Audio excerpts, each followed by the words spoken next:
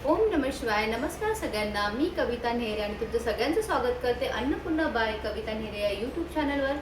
आज आपण एक वेगळी रेसिपी बनवणार आहोत. तर चला सुरुवात करूया एक वेगळ्या रेसिपीसाठी. तर फ्रेंड्स, आज आपण बनवणार आहोत अगदी झटपट होणारी रेसिपी, मोकळी, खमंग आणि प्रत्येक दाणा सुटलेली साबुदाणा खिचडी. ही खिचडी एकदा करून पाहिली तर पुन्हा पुन्हा हीच रेसिपी बनवाल. साहित्य आहे: भिजवलेला साबुदाणा, जाडसर कुटलेले शेंगदाणे, हिरव्या मिरच्या, कढीपत्ता, जिरे, मीठ, उकडलेले बटाटे, साखर, टेबलस्पून तूप आणि 2 टेबलस्पून लिंबाचा रस. सर्वप्रथम कढई गरम करूया. त्यात आपण साजूक तूप टाकूया आणि त्यात जिरे टाकूया. जिरे छान तडतडले की हिरव्या मिरच्या क्रश करून घेतल्या होत्या त्या टाकूया.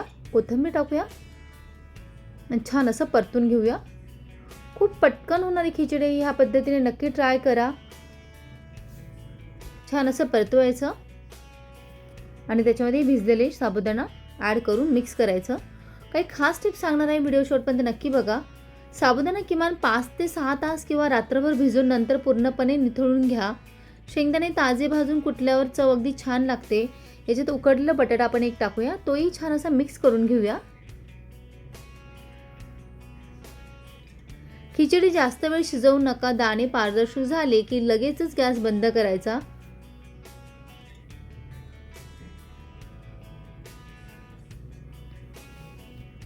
छान असं मिक्स करून घ्यायचं. 3 ते 4 मिनिटं छान असं परतून घ्यायची.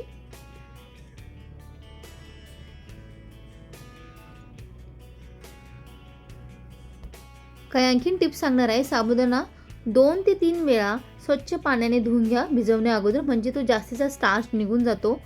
साबुदाणा फक्त बुडेल इतकंच पाणी घाला आणि जास्त पाणी घातल्यास तो चिकट होतो.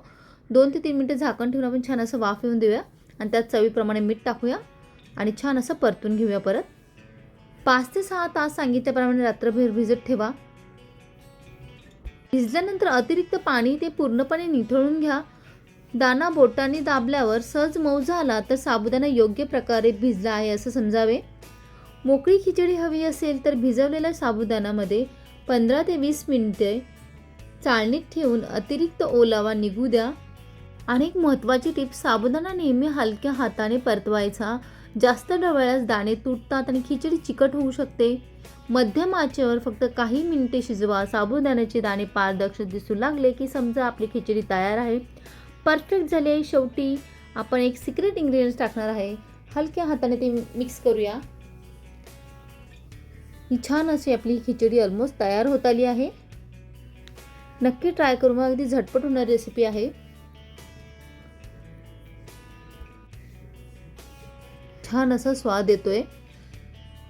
याच्यामध्ये आपण क्रश केलेले शेंगदाण्याचं कूट टाकूया. भाजून घेतलेले शेंगदाणे होते त्याचं कूट टाकूया.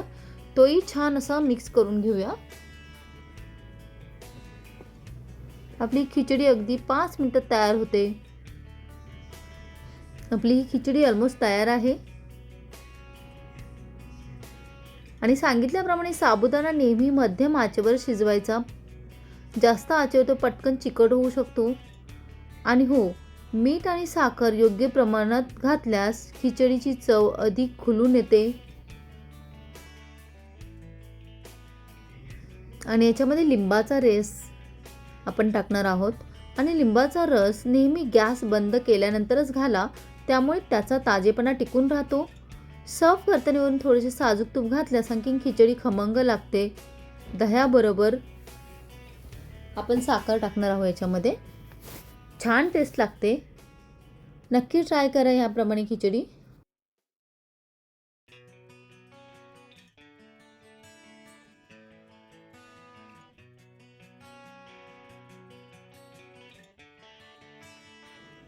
ही आपली खमंग, मोकळी आणि स्वादिष्ट साबुदाणा खिचडी तयार आहे.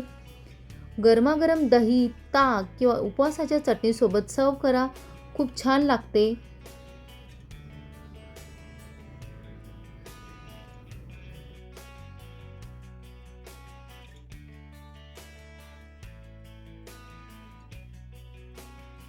आणि बघा, आपली गरमागरम, खमंग आणि प्रत्येक दाणा मोकळा असलेली साबुदाणा खिचडी तयार आहे.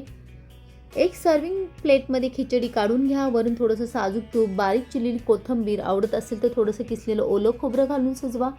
खूप छान दिसते. सोबत दही, शेंगदाण्याची चटणी, लिंबाची फोड किंवा थंड ताक दिलं तर खिचडीची चव आणखीन खुलून येते.